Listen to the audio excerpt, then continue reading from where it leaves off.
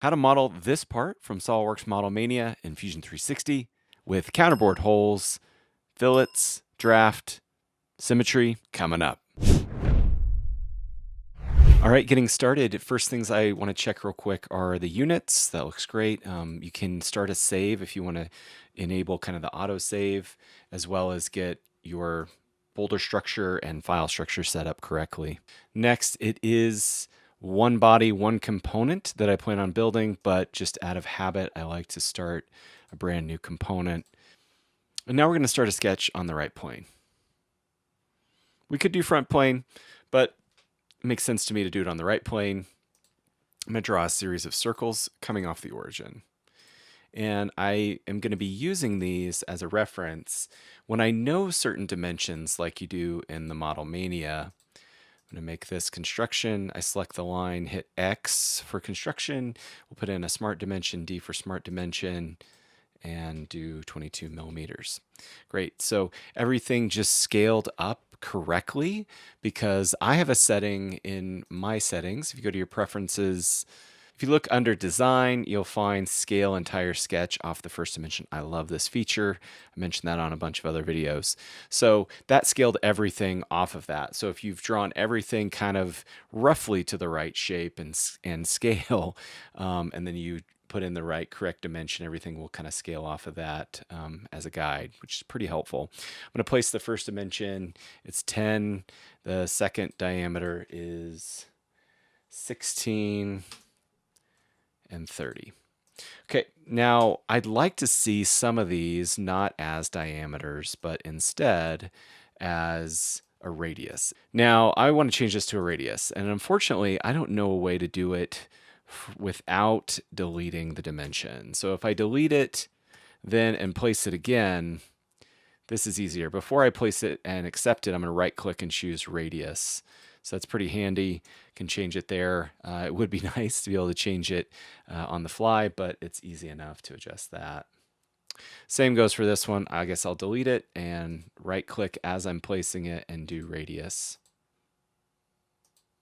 And now we want to sketch coming off with some tangency. So I can just, connect it to the circle, sketch out into space, sketch a vertical line, sketch another coming up, connecting to that circle as well. Now I can select the line in the arc, right click and do tangent, and then tangent to line and arc down here. We have that set, and next the other relationship that I know is that the midpoint and this point should be connected. So if I right click after selecting both, do midpoint, it should connect, and then this should stretch and stay equal. That looks good. I know the value, if I put a smart dimension on this vertical line, to be 24. Now we're going to do an extrusion. And so what we can do is hit E for extrude. And what's exciting about Fusion, similar to SolidWorks, is you can select portions of your sketch or contours and extrude just certain portions of the sketch. So I'm going to do a symmetric extrusion. It's extruding on both sides equally. And I'm going to do the total length of the extrude to be, I believe it's 70. Next, let's use this circle to do a cut. So I select this portion, but I also want this lower portion. I'll select it as well. It did grab it, has two selected. If it's not grabbing what you want, left click and hold, and then you should see your options in the selection space. There's only a profile that it's picking up, so that's great. That's going to be correct. And I'm doing a cut, but I'm going to do a symmetric cut of a total value of 50. It looks like I messed up. So right clicking on that feature, I can go back in and edit it. And I meant to include the entire circle, everything in there as well, cutting that out to 50. Now it's updated, hit OK, much better. Next, we're going to add draft. And one rule of thumb, I guess, is to always add the draft earlier in your design if you can. So we'll hit draft. I'll do S for search. That brings up my search across all my Fusion commands. Type in draft. That brings it up. Now, the first thing is kind of your pulling plane or pull direction or reference plane. I want to be pulling up as if I was pulling the mold off of this. And then I'm going to use the faces and select these side faces as the ones that are getting drafted. Then I can type in an angle Angle of 5 degrees. Hit OK. You can turn off the visibility of the sketch. That'll be in the component. So I want to do a fillet. So if I do S for search, I can type in fillet, and that's also found up on the solid modeling tool right here. So when you select a face, it's going to grab all of the corresponding edges. So that's one way to do it. The other is we can grab the line and the tangent arc. It'll connect to that. This grabs the surrounding. If we grab this face, it'll grab the corresponding edges that it touches. We'll do all of these at 2 millimeter. This outer edge here, also 2 millimeter. Looks pretty good. So one thing we're missing is a hole wizard hole in the middle. So unfortunately, Fusion 360 is not going to be able to solve a hole wizard hole as well as you might find in Solidworks, which is okay. Let's use the hole command if we can. So we'll try the hole wizard. And what happens is I'm going to select this face, and it's dropping it down into the face as if there's a plane or planar surface there, and it's locking me in. So if this is what you need, then great. But if not, what we can do instead, I could do a tangent plane to this rounded surface.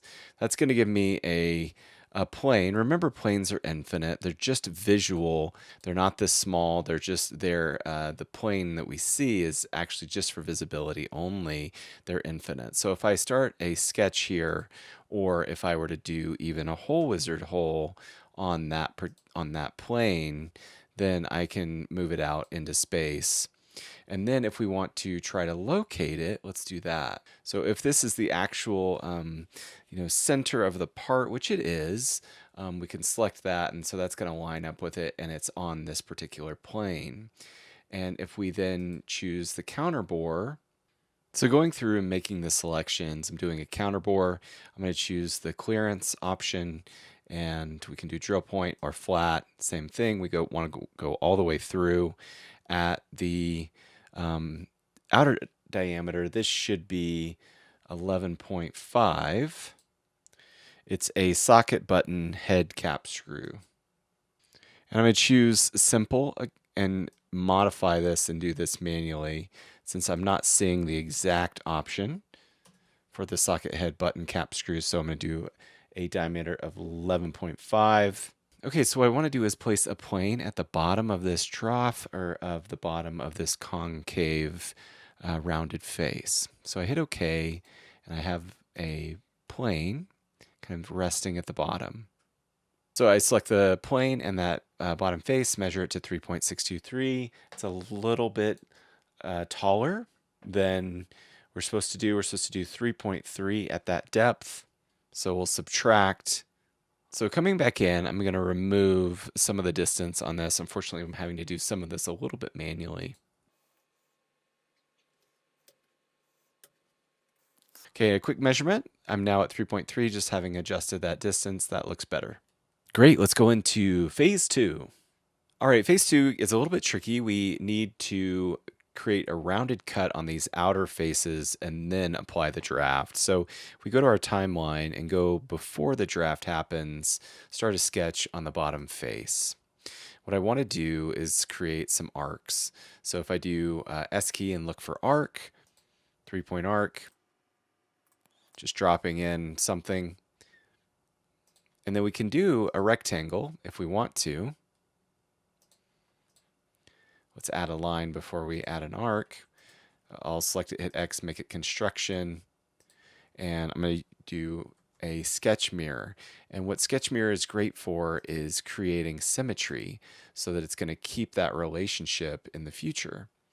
We're mirroring this object. The mirror line is in the center. Make sure these are connected. Good. So I have a symmetric sketch. I can make these construction so that that's the correct shape. Okay, so what do we know about this sketch? We know that this is a 30. If I type this in, I expect these now to be equal. This arc should be touching this outer edge. If you do Let's do a constraint of tangent there. It's fully defined. That looks great. And now I want to extrude a cut using that sketch. My sketch went away. I want to make sure that it's on. I'm going to hit extrude and make sure my sketches are turned on so I can see that. And I'm going to be doing the outer of all 4 quadrants, cutting up. Looks much better. Now by rolling forward, the draft might fail because we've changed it.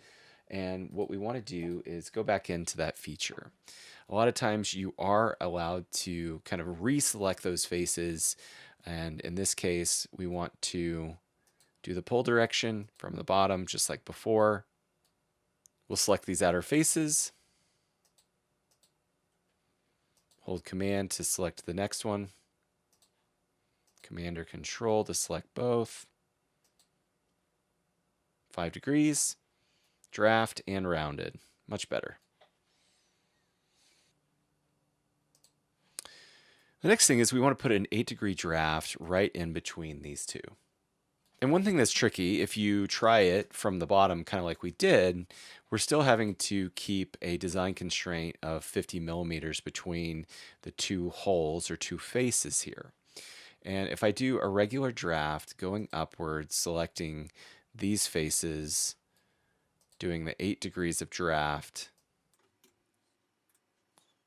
it's not keeping that 50 millimeter constraint. It's pulling it, it's going off of this reference of the bottom face or that top plane. So instead of that, what we can do is we want to create a draft using this center point or the axis that runs through these holes as kind of a starting place. So what we want to do is create a construction plane at that center point. Okay, so creating this axis, typically this works great with Solidworks where I could offset effectively from this bottom face and select this this axis. But so unfortunately in Fusion you can't do it that way, but instead you can create a vertex. And if you do a vertex based on this circle, so it creates a point in space or reference point, and we can use that with a plane. So just do offset plane, bottom face, select this point, snaps to it. That works great. Now, I think my origin actually is perfect. It would have worked just fine, but for practice, it's good in case, you know, your origin's not always lined up where you want it to. So there's one way we can get that plane created there. And now if we add some draft, I'll roll back in front of this draft.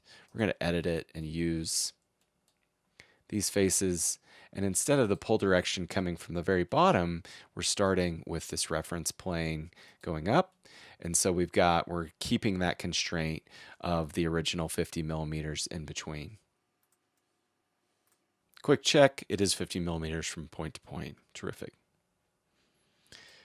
Rolling past the fillet, hopefully it still solves. That looks great. Still solving, but it looks like we're missing some edges. In fact, there's a warning there. If we go back and review, we can look at the faces that are missing. It looks like this edge needs to be added, as well as this with 2 millimeter. Okay, now for the hole. Rolling back, we're going to reuse this hole. I'm going to start a sketch on this plane that we've created.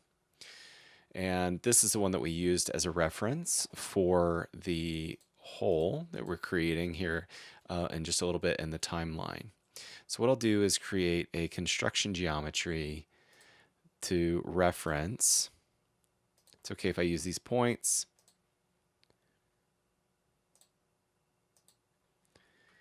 This is construction geometry, and I'm going to want to put the hole located here. Now, what we can do, let's try again. So, okay, here we go. So I've started this sketch, and I want a line that lines up with those points. It's construction. It's got a distance of, I believe it's 30.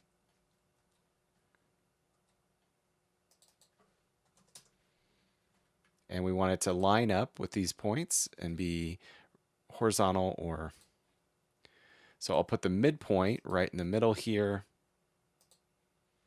Much better. So now we have this reference sketch line or points where those holes need to be located. So we roll back, we add the hole back in, make sure that the sketch is showing.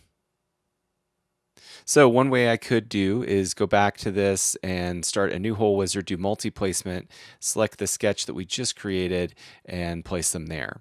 Or I move the hole that we have that's correctly configured and we'll just mirror it, mirror that feature, the hole itself, across the plane that happens to sit in the middle. Select the mirror plane, places that new hole, and there we go. Okay, when you're doing the mirror, be sure to just check out your options here. Optimized is great, or identical. So we can do optimized, and it solves it. Looks good. And so that's the 2019 Model Mania. I hope that's helpful for you guys that are kind of going back through with Fusion 360. I know for me, it's been super helpful to keep working back through these examples. I'm always learning something new, always getting some great reminders of design intent and tips and tricks. So see you guys in the next video.